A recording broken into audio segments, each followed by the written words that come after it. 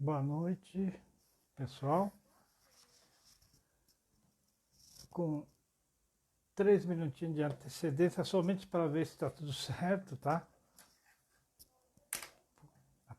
Ainda apanho muito com essas modernidades, então tenho que ligar com alguns minutos de antecedência.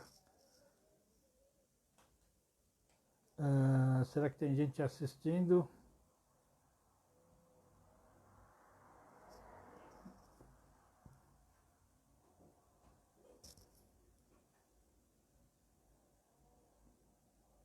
Antes de ligar tinha 41 ouvinte ligado ao vivo.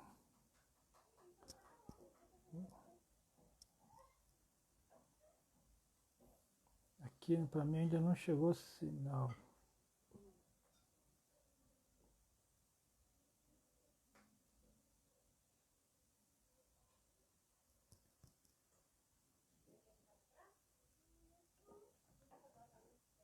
Será que estão recebendo imagem?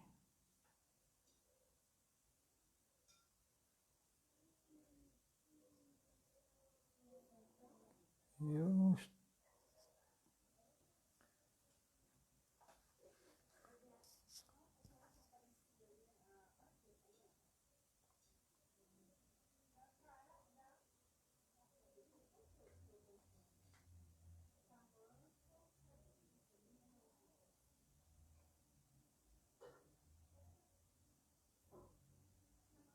Não estou conseguindo conexão. Puxa.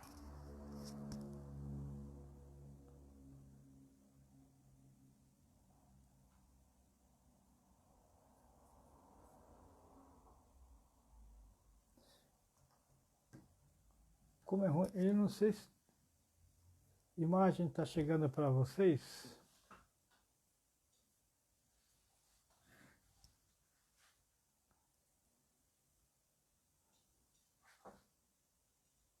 Tem mais alguém, será que assistindo? Nossa, tem um colega do Nihon. Ohayou gozaimasu. Está assistindo do Japão.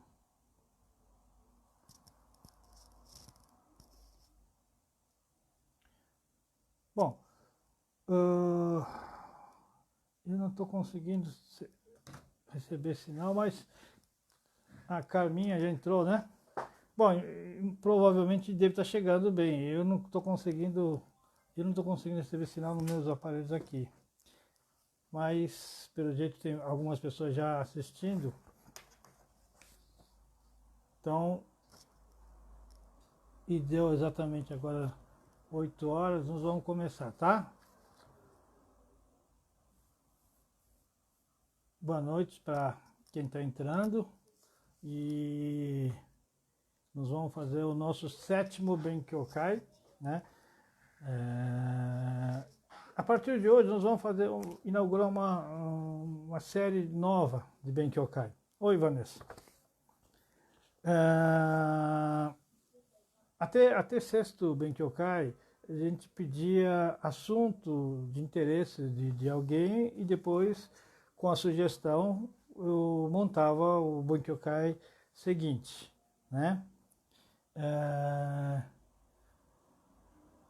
Então, só que nesse trabalho de 6 Benkyokais, que tinha que fazer muita pesquisa, reler muitos livros da prefeitura, do Chojinkai e tudo mais, e comecei a deparar em textos, os relatos dos senpais, pessoal antigo, né? E esses relatos são textos muito prazerosos para ser lidos. Os textos são muito legais para ler. E um dia, inclusive, comecei a ler, passou umas 2, 3 horas lendo muitos relatos, aí parei e pensei, puxa vida, para mim é prazeroso. Eu tenho certeza que para os descendentes será mais prazeroso ainda, né? Ler texto escrito por Jichan, Bachan, os pais falecidos e tal. Então, eu decidi fazer, a partir do 7º Benkyokai hoje, toda semana traduzir um dos relatos do Senpai e apresentar para vocês. Metade do Benkyokai nós vamos tentar fazer isso. Um relato por semana, tá?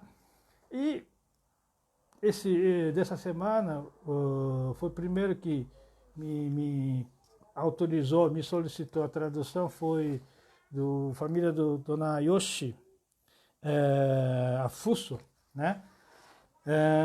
Então eu fiz tradução, disponibilizei, todo mundo que puder ter acesso a Facebook, WhatsApp, tem um texto.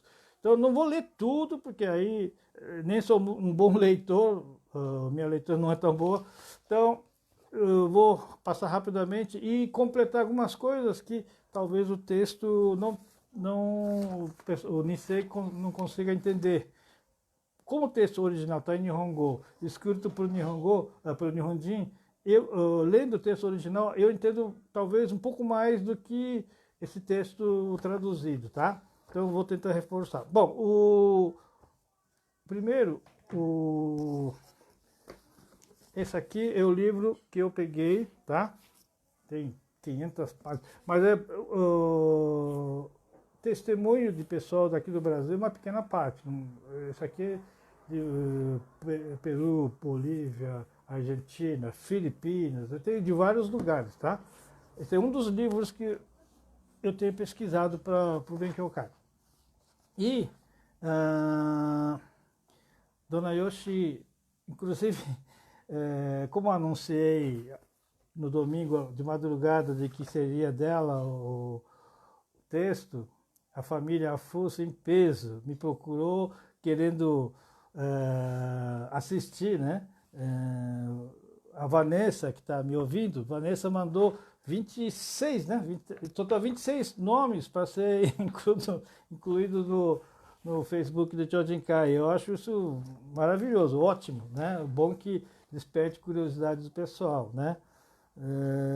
E também a Chiemi Kunitaki também está correndo para incluir mais alguns da família, porque na segunda parte do Benkyokai de hoje eu vou falar alguma coisa sobre Ji-chan não, Ji-chan não, Hiji-chan, né?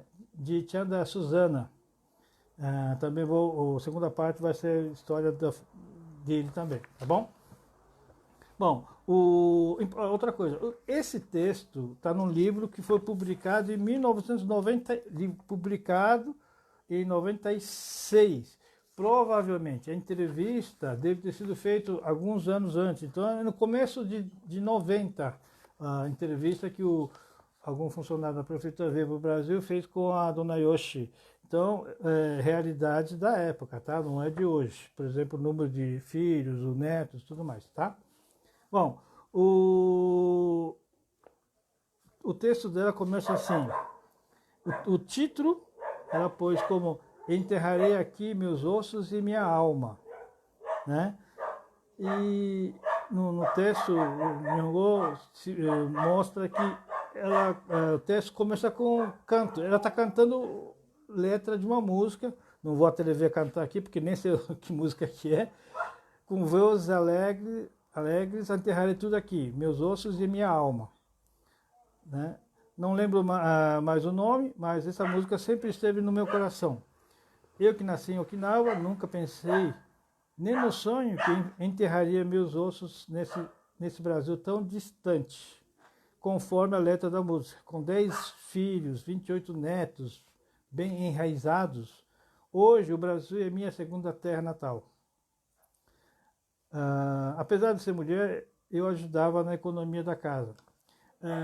Diversas vezes, em outros Benkyokai, eu sempre disse que Okinawa, principalmente Kincho, que é Yambaru, área rural de Okinawa, no norte,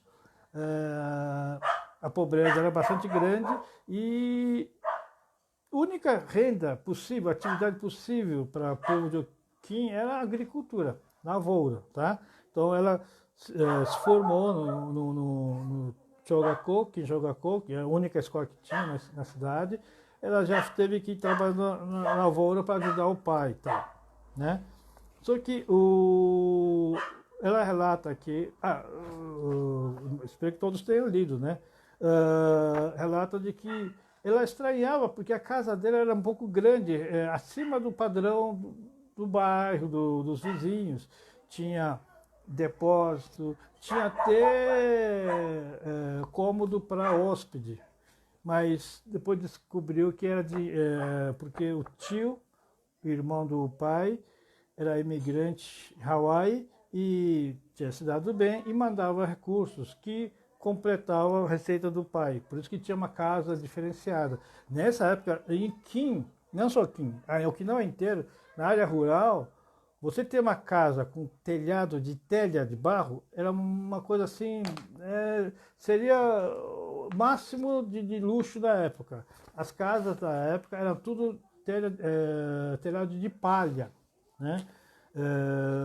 Ruim porque é muito sensível a fogo, tem problema de umidade, tem taifu, né, furacão.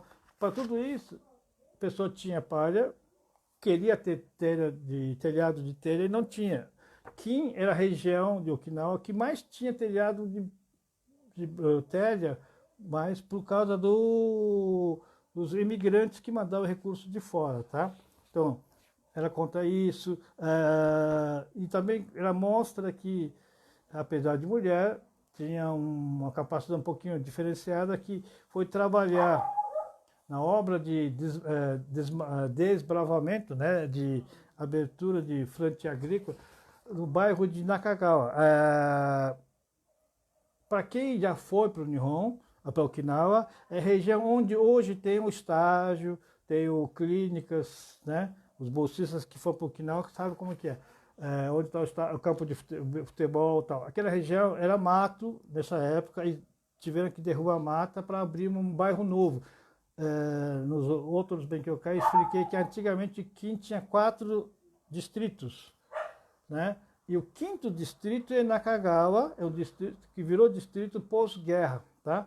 Foi aberto um bairro novo e nesse trabalho de desbravamento ela participou como ajudante lá, né? E derrubava árvore e outras coisas mais. Diz que até ajudou para o pessoal da topografia também. Bom, depois ela conta que o irmão dela veio para o Brasil, de imigrante, Gingoro. Desculpa, Gingoro que foi para Hawaii. Irmão dela é Ginju. E Ginju-san mandava carta, e essa carta, contando as coisas do Brasil, e isso despertava a vontade dela de vir para cá, conhecer o Brasil. Eu criava eu usei o termo aqui, ansiava, porque é tradução literal do Google. Ela queria conhecer o Brasil. E por acaso acabou recebendo o convite, né? O convite, não, pedido de casamento. Não sei se vocês conhecem. Provavelmente ela fez uma coisa aqui, no Hanayomi Imin. Era comum, não faz muito tempo não, tá, gente? Eu conheci pessoas que casou dessa forma. Na viagem que eu vim para o Brasil em 72, tinha moças no navio que eram noivas. Como são feitos, faz miai de fotografia, o rapaz daqui do Brasil manda foto para o parente do Japão e com intermédio de parentes, né, os padrinhos, os famosos padrinhos, combinam o casamento com moça que está no Nihon. Eles fazem cerimônia de casamento e tudo, tá? Faz o registro de casamento. No Brasil seria o casamento por procuração. Faz o casamento e embarca no navio e vai conhecer o marido aqui no Brasil depois que chega. Mas já é casada, né? Vem casada e conhece o marido no Brasil. Muito provavelmente. Depois eu já vou perguntar para o Hajime-san se foi bem dessa forma. No texto não tem referência para isso, mas provavelmente ela foi Hanayomi Imin, noiva, né? Imigrante noiva para casar com um rapaz aqui do Brasil. Ela comenta que o marido, Seiichi-san mandou Ninhyakuen. Ninhyakuen é bastante dinheiro. Atrás ela comenta que para derrubar eu acredito não, um pinheiro, derrubou, ganhava 50 centavos de um ien, né? Derrubando duas árvores, ganhava 20 ien. O Seitsan mandou 200 ienes, tá? Como se fosse um dote. Como na época o governo já estava no programa de ajuda do imigrante, pagava toda a passagem. O imigrante, nessa época, já não pagava passagem. Então, apesar de Seitsan mandar dinheiro para gastos, inclusive de passagem, acabou não precisando gastar de passagem. Ela acabou usando como dinheiro provavelmente para comprar roupa e outras coisas mais para viagem, tá? Diz ela que não foi muito, diz que acabou gastando quase tudo no texto. Aí ela comenta de que veio para o Brasil, morava inicialmente em Itariri, né? E o marido era alfaiate, inclusive tem a foto deles, deixa eu aqui,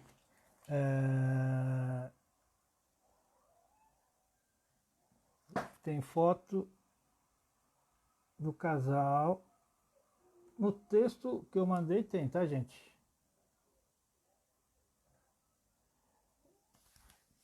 É um casal simpático, né? A dona Yoshi, mocinha bem nova, e o marido Seisti. Então, diz ela, conta com bastante orgulho, pelo jeito, de que o marido era um excepcional alfaiate e tal, de que não tinha concorrente, que vinha pessoa de longe, não só Nikkei, mas também brasileiros e tal, que pela qualidade do trabalho dele. E era para tentar ajudar, levou 2, 3 anos para aprender, para fazer algumas peças femininas, tal, mas jamais conseguiu equiparar a qualidade do marido. Depois, em 46, muda para Pedro de Toledo. O Pedro de Toledo é uma cidade bastante interessante para nós, Shimanchu, pessoa descendente de Qin. Não tenho muita informação por motivo, mas Pedro de Toledo, antes da guerra, era a cidade de maior concentração de Shimanchu do Brasil. A cidade que mais Shimanchu tinha era Pedro de Toledo, uma cidade pequena, tudo mais, só que tinha muita gente de Qin, né? E eles mudaram para lá, numa condição, segundo a descrição da dona Yoshi, melhor do que Itariri, que Itariri não tinha água, não tinha luz elétrica. Em Pedro de Toledo já tinha tudo isso. Uma outra coisa que dona Yoshi, isso eu a conheci na fase bem final. Realmente a família do dona Yoshi e Sam sempre deu muita importância para a educação dos filhos, né? Ela conta aqui, são 10 filhos, dos quais 8 formados em curso superior. É um número bastante considerável, né? Numa época que mandar os filhos para a faculdade hoje já é difícil. Imagina na época, né? Com muita dificuldade e tudo mais. E aqui o pessoal da família pediu que eu fizesse correção. Minha tradução eu não posso fazer diferente do que está no texto original, então minha tradução não posso mudar, mas a gente pode completar a informação. Nome do sexto filho tá no livro, tá Isao. A família me informou que o nome correto é Isamu. Um pequeno erro de digitação, provavelmente. E também no livro não consta o nome das filhas, então a família pediu que mencionasse o nome. Filha mais velha é Nair Takeko, uma professora, Noêmia Kyoko, também uma professora, e Alice, terceira, né, mais nova, Alice Teruko, psicóloga, né? Os rapazes, Hajime-san, conhecido, nosso ex-presidente, se formou engenheiro, na época era empresário, tinha uma empresa, era sócio de uma empresa. Segundo filho, Katsumi-san, comerciante, eu não tinha conhecido. Mitsu-san, falecido, amigo da gente, ex-presidente. foi diretor de várias empresas de grande porte. O último emprego era diretor do Copersucar, da cooperativa Copersucar. Formou a administração de empresas. Quarto filho, Shigeru, mora no Japão. Quinto, Katsuzo, professor, casal, marido e mulher, professores. E Samu-san mora no Japão. Sétimo filho, Shigeyuki, engenheiro, na época trabalhava na indústria de autopeças. Então, a família Fuso sempre deu importância para a educação dos filhos, né?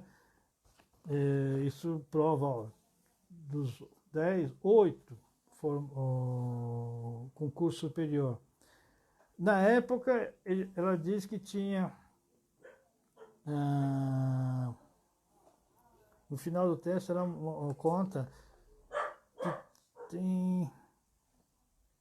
Bom, eu perdi aqui. Mas a família me informa que hoje tem 34 netos, dos quais 22 também formados em curso superior, e 23 bisnetos. É uma família gigantesca, né?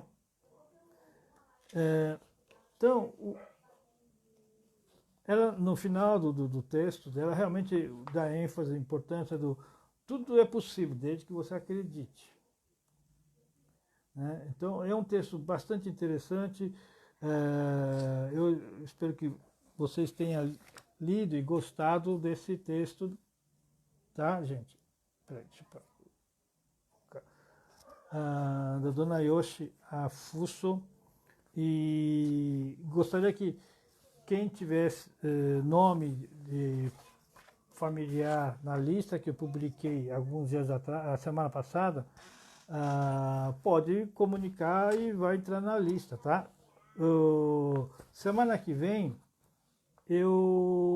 conforme na sequência das solicitações que eu recebi, eu vou fazer para a senhora Nakama Kamakichi, história do Nakama Kamakichi. Ele é do Yaka, é uma pessoa que... O texto que eu vou traduzir não é relato dele. O senhor Kamakichi, eu ainda não fiz tradução, foi tão importante para a comunidade deles, conforme já disse nos encontros anteriores. Yaka, pessoa de Yaka, não pertenceu no início o Chojinkai. Tinha um grupo separado tal, que tentaram fazer a fusão, não muito mais ou menos recente, 50 anos atrás, né, em 71 tentou juntar. Então, Kamakichi-san, um período muito anterior, né, foi uma pessoa importante para a comunidade do Yaka. E tão importante que tem um relato, a prefeitura dedicou uma parte do livro para contar a história do Kamakichi-san. Eu vou traduzir semana que vem e passo para vocês, tá? Então, família Nakama, né? Eliana, o pessoal pode se preparar, tá? Que vai ter texto dele. E depois, daqui a 2 semanas, atendendo o pedido, vou fazer do Mitsuko Afuso-san, Mitsuko-san. A mãe do Paulo Afuso, Jorge Afuso, os 2 ex-presidentes, da Marisa. Marisa mora na França e acompanha o Benkyokai. Talvez não online, né, que Paris já deve ser madrugada, mas ela também solicitou história da mãe dela. Então, esses 3 já estão na lista, mas quem quiser pode pedir, tá, gente? Então, isso é a história do Dona Yoshi Fuso. Agora, segunda parte, né? Para ocupar o tempo, eu queria fazer, primeira parte, relato, testemunho, tradução. Segunda parte, na verdade, histórias curiosas, interessantes do Chojinkai, do passado, né? E, sem dúvida, a história mais, assim, curiosa, pitoresca e digna para ser feito roteiro de filme desse grupo de imigrantes, os primeiros grupos de imigrantes que saiu dos distritos de Kim e Namisato, né? Como já foi dito, primeiro vieram dois grupos de Yaká, né? Em 1912 e 14, vieram dois grupos. Depois, em 1917 ou 18, não tem, segundo a prefeitura, não há precisão nessa data, porque eles saíram de forma clandestina. Porque, na verdade, alguns anos antes disso, grupo de Kim, bastante Simantiu, foi para Filipinas e se deram muito bem, mas muito bem. Tanto é que na cidade de Davao, em 1918, foi fundado o Okinawa Ken Jinkai, Nihon Jinkai, e o presidente foi o Shiroko Ozo, que é Simantiu nosso, né? Então, esse grupo, com certeza, queria também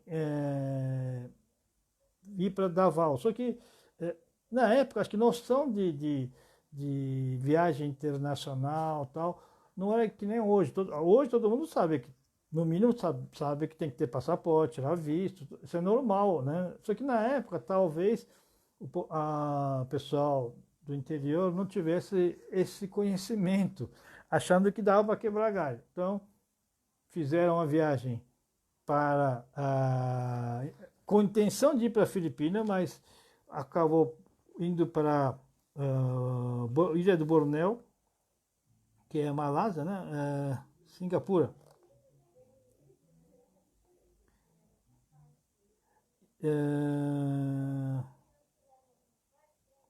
Então, foram para Bornéu e Malásia. Só que não é tão perto, tá, gente? Tem uma distância relativamente grande aí. Imagino que deve ter uns 200, 300 quilômetros de alto mar. E queria fazer com um pequeno barquinho pesqueiro, local, nativo. Só que não deu certo e acabou indo parar em Singapura.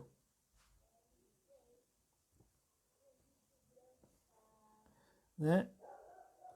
O mais interessante, eu fico assim, eu quando soube da história e tal, eu fiquei assustado, porque em Singapura já tinha o Tinantio, Quintio, pessoal de Kim, falando a língua local com muitos amigos conhecidos na região. É uma coisa assim inacreditável, né? 1918 já tinha Timantiu conhecido na região, que ajudou os 8 a embarcar no navio, pagou 60 ienes, louco dinheiro, né? É um bom dinheiro, não é pouco dinheiro não. Pagaram para ser trazido aqui para o Brasil, né? Chegando em Porto de Santos, aliás, todas as paradas, né, os navios fazem, cargueiro geralmente desce, sobe carga. Toda vez que para em Porto, vem fiscalização. O polícia ou alguma coisa do tipo, vem alfândega fazer vistoria no navio e tal. Toda vez tinha que ficar escondido no porão, no banheiro e tal. Mas conseguiram chegar no Brasil. Desses 8, só que chegando no Brasil, infelizmente, clandestino, não tem documentação, não tem autorização para desembarcar. Então, vai ser barrado. O que eles fizeram? Tiveram que saltar do navio no mar e desembarcar a nado. É uma coisa assim quase inimaginável, né? Uma história, parece de filme. Só que desses 8, um não chegou ao continente. Ficou desaparecido, não se sabe, provavelmente veio a falecer, né? E desses 8 desembarcando, eles tiveram que se virar. Imagina, gente, pensa bem, você não fala nada em português, não tem R$1 no bolso, não tem mala de viagem, você tem uma roupa do corpo e ainda molhada, né? Uma roupa molhada, né? E tem que se virar. Não tem conhecido. Como é que essa gente conseguiu se virar? Eu fico pensando, é uma coisa bastante interessante, porque não é a gente que passou por isso, mas deve ter sido muito difícil, muito, muito, muito difícil, né? Mas cada um se virou, o grupo separou, cada um tentando sobreviver de alguma forma, né? E esse grupo, aos poucos, foi migrando para a região, que na verdade, assim, nessa época, conjugando essa história, que eu tenho uma pequena tradução, com a história do Brasil da época. No Brasil ocorreram duas grandes obras de ferrovia, né? Quem assistiu a novela já faz uns 15 anos, acho que Meide Maria, que mostrava a construção de linha de trem de ferro Madeira-Mamoré. Uma novela que mostrava a dificuldade de construção de ferrovia na floresta na época. Então, mais ou menos daquele jeitão, no estado de São Paulo tiveram duas grandes obras, que era a construção de linha férrea de Santos, Juquiá, beirando boa parte beirando o mar, né, litoral, depois na região de Itariri, Pedro de Toledo entrava para o continente. Então, essa linha de trem estava em construção. E outra obra era Bauru, Corumbá, também uma grande obra de ferrovia.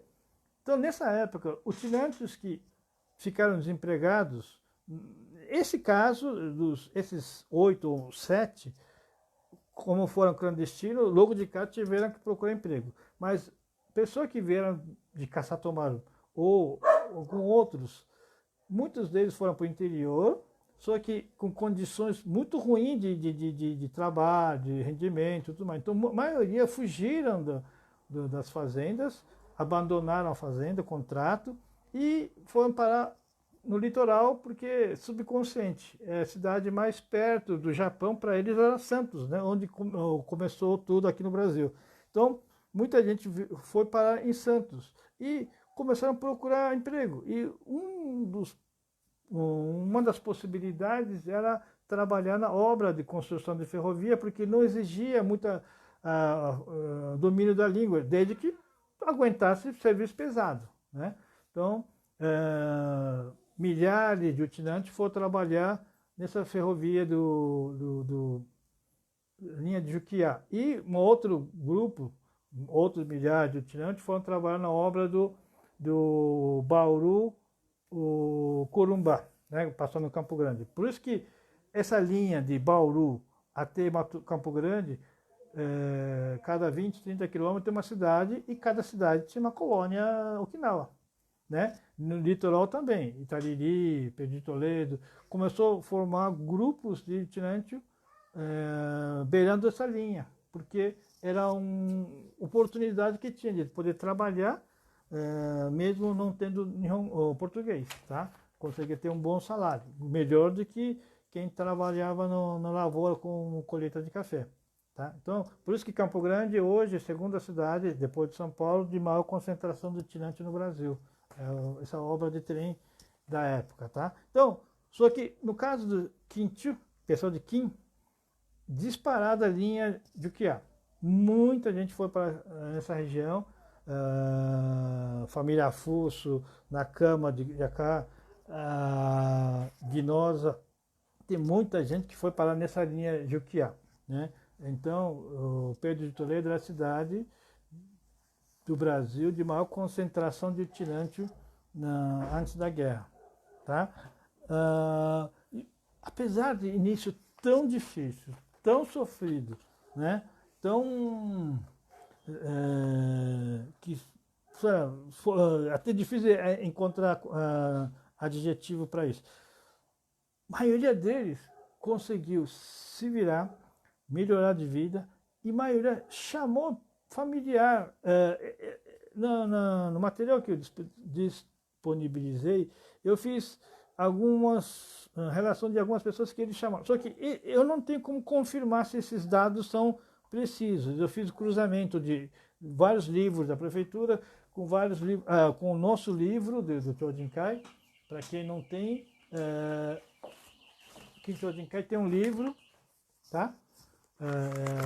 Feito alguns anos atrás. Aqui tem história de várias famílias, tal. Então, fazendo cruzamento de informações desses alguns livros, concluí que essas pessoas chamaram esses familiares, mas infelizmente não tem essa confirmação, desde que, a não ser que alguém descendente desses imigrantes me confirma sim ou não, tal, tá? Mas no meu levantamento dá a impressão de que são essas pessoas que foram chamados por esse pessoal aí, né?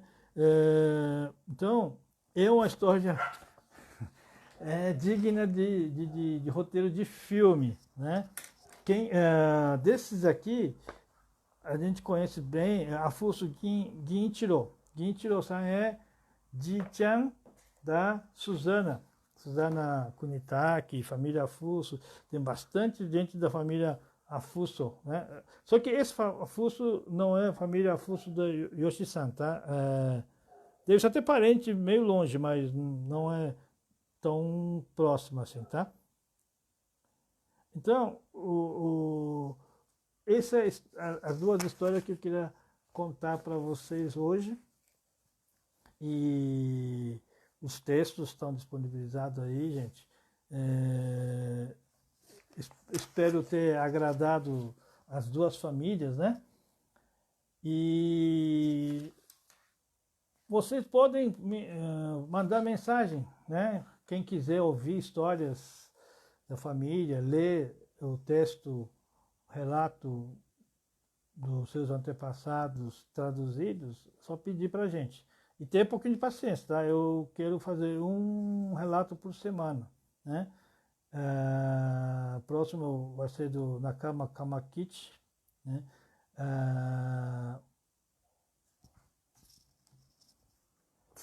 Inclusive, familiar dela, descobrimos por acaso, né? A neta,